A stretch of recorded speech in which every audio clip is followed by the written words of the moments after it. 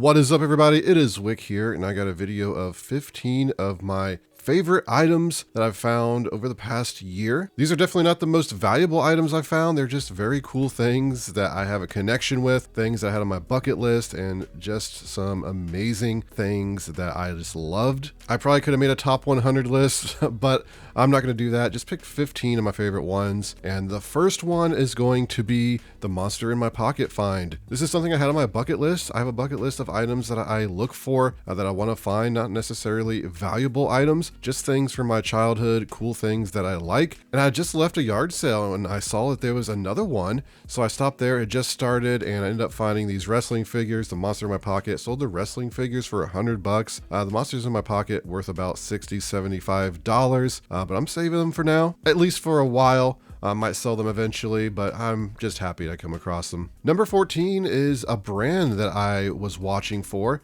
and I'm sure most people do, Balenciaga. I went to a Salvation Army and an employee had told me that there's some really valuable shoes in the case. So I went over and looked and there was a tag on them for, I think it was $695. When I saw they were a Balenciaga, my heart jumped a little bit because I know that's a very expensive brand. It's also very high in counterfeit shoes, so I knew that it could be counterfeit, but I did some research before I bought them and they look good. I ended up selling them, I think, for right around $500 plus shipping. So it was quite a great flip. One of the higher dollar items I found this year for sure. And number 13 is something I've been keeping an eye out now for years, ever since my friend was with me when we went to a Salvation Army and he found a vintage, I believe it was a Panasonic Boombox, and it was worth quite a bit of money, I think around $600. But I was mostly jealous because of how cool it looked, and I've been looking for one with that kind of style, and I was in a Goodwill and one was on the shelf. It was a Fisher brand,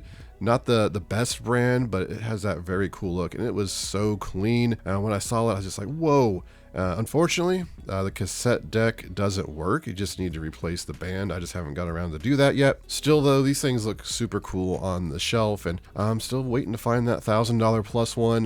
One day it will come. So number 12 is another bucket list item. I could not believe I was at a community sale and I hit all the sales I could find, and I was heading back home, and on the main road I saw this sale and I'm like, oh, I missed that one. But you know, it was late in the morning. Being negative in my mind, I said there's no way that there's going to be anything good left there. Passed it and decided to turn around because I wouldn't be able to sleep at night if I didn't know what was at that sale. And I'm glad I did because they had the Mighty Max stuff, and Mighty Max is something I remember from my childhood, just like the monster in my pocket stuff. Been talking about finding these for a few years now, and there they were laid out on the table. I'd found the Polly Pockets in the past, the vintage ones, and all of these had the little Mighty Max figures, the monsters inside. They were in great condition, so I was extremely thrilled when I saw them. They're not worth a whole lot of money. You know, some of them sell for around $30 or $40 by themselves, complete.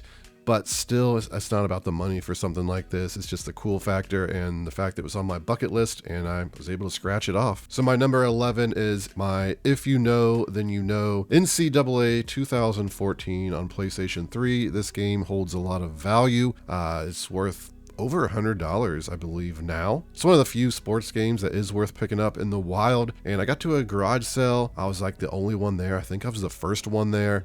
I noticed all my competition must have went to another garage sale that was happening. Saw some games and just went through them. Saw the NCAA 2014. Heart skipped a beat.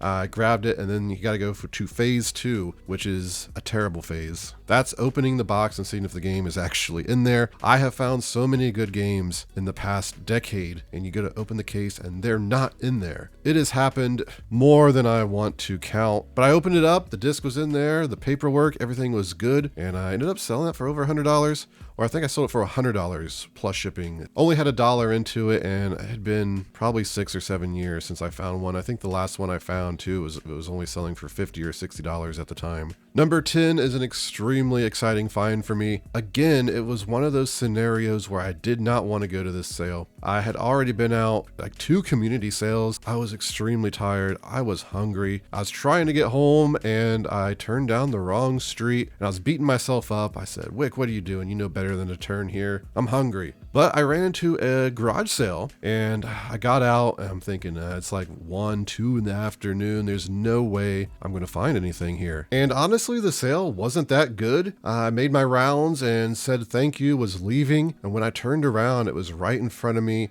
It was sticking up on this like pole that they had some clothes hanging on. It was a 49ers vintage hat. So I got that really excited feeling just because of the design of it had that really good vintage look. And then I saw it was Sports Authorities, Sports Specialities hats are amazing. And I'm like, ooh, this is probably at least $100 hat.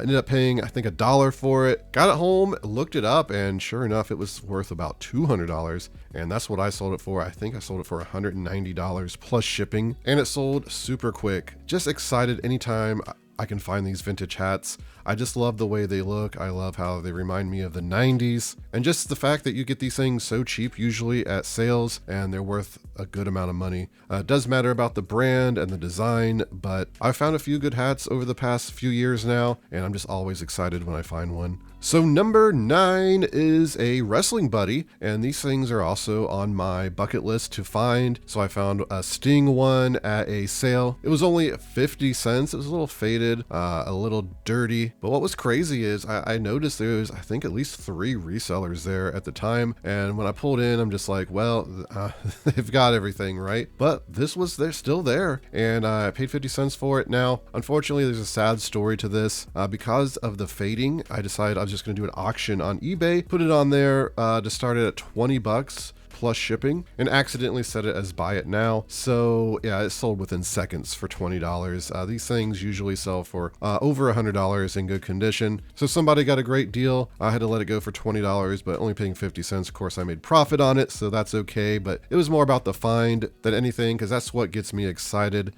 when I'm out looking, is just the hunt. Of course, making money and paying the bills is good too. But the hunt, finding the special things that you really like, is just what keeps you going. Number 8, probably one of the best finds in a couple years, just because of how rare they are to find and what I paid for it. I went to a rummage sale where everything is only $1, and I found a sealed TV VCR combo. I shouldn't say sealed, it was new in box. The box was open and it had the remote in there, still sealed, and paperwork and all that. And I'm like, only $1. Yes, I'll take this. Even out of the box used, these things are worth a decent amount right now. They're annoying to ship because they're kind of big and heavy. They can get damaged easy. But the fact that this one was new in box, it still had the styrofoam, it was protected, and I could just ship it, in the box that it was already in. And I also ended up selling it for, what was it, $340, $350, something like that, plus shipping, of course. So only paying $1 for that, that's just insane amount of profit. Return on your investment, whatever you want to call it. I even sold a VCR DVD combo this past year for $600, and the reason it's not in this list is because I paid $200 for it. I bought it locally, so it wasn't like I came up upon it and got really excited. Kind of what this video is about, just the heart-stopping finds. So for my number 7, I was at a rummage sale, digging around, looking for things. There's this binder, a CD binder, and I just opened it because I like to open things at rummage sales just to make sure that there's nothing good in them. I expect it to be empty. 99% of the time they're empty, or they just have junky CDs in them. This one I opened though, and it was filled with video game disc. There's PlayStation 2, PlayStation 3, Xbox, Wii U. But what got me really excited was that there was a game called Xenosaga 3 in there. Now, a couple years ago, I found an estate sale on a media rack, Xenosaga 3 with the case and manual and everything. It's about a $300 game. These are disc only, which still are worth at least a couple hundred, I would guess. To find a rare game like that is what we call a grail find, I guess. So to find it twice is kind of amazing. Beyond thrilled to have it. And even the rest of the games in there are still great, right? You got all these game disc in there.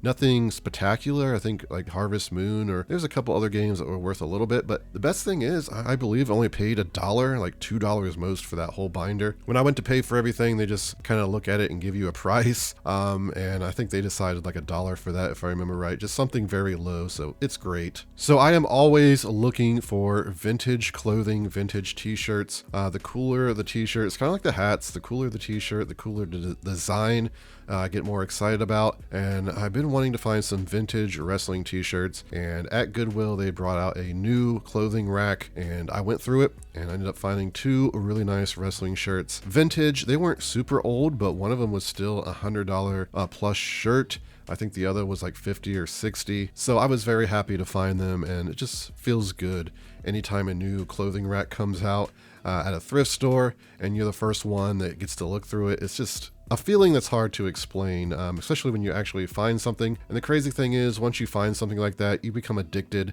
You're searching for that feeling again, which is what keeps me going to garage sales, rummage sales, and all these places, is to just keep hunting and looking for the next great find. So number 5 is a great find. This is a brand I learned about a few years prior, and I put it in my memory bank. I said, I need to keep an eye out for these because some of them are worth a lot of money. Some of them are worth thousands of dollars, and that's Lladro figurines. And I was at a Goodwill recently. I saw on the shelf some Lladro boxes, and I said, whoa, is this actually what they are? Opened them up. Sure enough, they were. They were only $3.99. Didn't even look them up, pay attention much to them just to make sure they weren't like broken, and threw them into the cart, got them home, looked them up, had a couple decent ones, one worth around $400, one worth $200, I think, one worth about $60. So it felt good to learn about something and then honestly 2 or 3 years later just find it. And that's something I would have just walked right past if I didn't know the Lladro name, because to me they just look like those cheap porcelain doll boxes that you see at thrift stores all the time. But when I saw the Lladro, I'm like, whoa, I know what that is. Here is one of those personal items, definitely one of my favorite finds of all time, and that's this Nickelodeon alarm clock. Just because of the way it looks, anyone my age who grew up in the 90s knew Nickelodeon is just what you watched, and it had this certain look to it, and this alarm clock encapsulates all of that. It's hard to describe the feeling when you see something like this on the shelf. You get these weird like butterflies floating around your heart or something, like, oh, I can't believe this is here. This is something that I definitely love the look of, love the time period, and I knew I probably wasn't going to be able to sell it, and I cannot find it in my heart to list it right now, so it's up on my shelf in my workroom. It does hold a good value, good condition, $150 to $200. I will definitely not sell it for any less than $200, but for now it's just going to sit on my shelf, and it will remind me of that great find I had in Goodwill. As I was mentioning earlier about the vintage shirts, one thing I really wanted to find was some vintage Metallica shirts. This was on my bucket list, and I had pretty low expectations of ever finding them, just because I never find really any band t-shirts out in the wild. However, I was very lucky this year because I found them in 2 different occasions, so I'm just combining both of those hits in this video. Both of them came from the same Goodwill. They were like a week or 2 apart though when I was finding them. Both of them were found on new racks they had just pulled out. It's hard to say, but I may have missed a lot more that came out when I wasn't there. It's just crazy that it came from the same Goodwill. The Metallica shirts I really wanted to find were the old ones like Master of Puppets and Injustice for All, stuff like that, and these were somewhat newer. But there was a dual shirt which was Ozzy and Metallica, which was super cool, and it holds a lot of value, $300, maybe more. And I haven't listed it yet. Every time I look at it, I want to list it, but I also want to keep it. It's just one of these, like, it's like a trophy to me. I may go the rest of my life and never find a t-shirt that good again. It's just hard to say. You just never know. And I probably will list it eventually, but right now I'm just kind of enjoying seeing it around. Every time I come across it, I'm like, oh yeah, that was a really good find. But let me know in the comments if you have ever found any Metallica vintage band t-shirts out in the wild, or just let me know your best t-shirt find. I would love to know. As for me, I'm just waiting for that next big hit. So my number 2, I thought for sure was going to be my number 1 of the year. This was even more special because it actually happened on my birthday. I went to a rummage sale. I got in pretty early. I was, I think, the second one in. This might have been one of the rummage sales I was the first one in. I just went up there and asked, you know, when they were opening, and they said, you can go on in now. And I'm like, ooh, sweet. And this was a very good rummage sale. I got a lot of amazing things in there, but what I was really excited about was when I walked past this box, I just kind of opened it up, peeked in, and it was filled with Nintendo games, original NES games. I didn't even dig through it. Once I saw that, I just grabbed it, I threw it in my IKEA bag, and I started looking for more stuff. Couldn't find any more video game stuff though, and I needed to put my bag up in the holding area because I had filled it up. It was too heavy. I needed to start, getting other stuff because I was finding so much stuff at this rummage sale, and this nervous feeling, I could not leave it up there because I was afraid somebody was just going to take those from me. It's like I have dreams, right?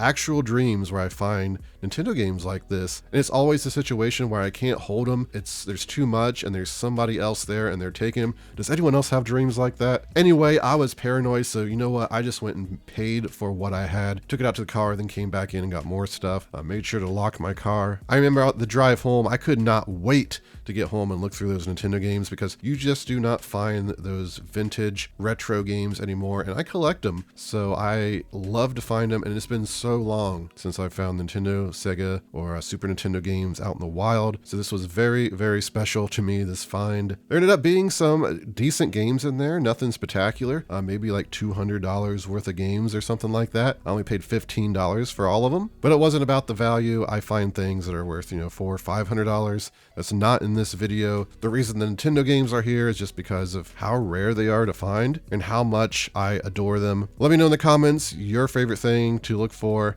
something you're passionate about. I would love to know. And then we have my number one, and I am glad I got footage of me picking this up because nobody would believe it. It is something that was like it was tailored to just me. I've been talking about for years how I'm a fan of the original Ninja Turtles, and I wanted to find some good figures, some sealed new stuff, but it would probably never happen. Well, I was at this garage sale and I turned around, and on the table I could see this Ninja Turtle stuff, and I'm like, there's no way that's old, right? That's some newer stuff or something like that. But no, I realized this was vintage, this was sealed, and boy, my heart just started beating extremely fast. I couldn't find any price on it. I grabbed him, I looked around, there was no one around. Even the person running the sale was inside. She eventually came out. I asked the price, and I was shaking because I was afraid she was just going to be like, $100, $200, something crazy. When she said $5, I tried not to look excited. I don't know if I pulled it off. I said, $5, I'll do it. Now at the time, I was like, this is just an incredible find, sealed Ninja Turtles. I knew they were gonna be worth a decent amount, and when I looked them up, this one sold for $500 and some dollars. The other sold for, I think, around $500.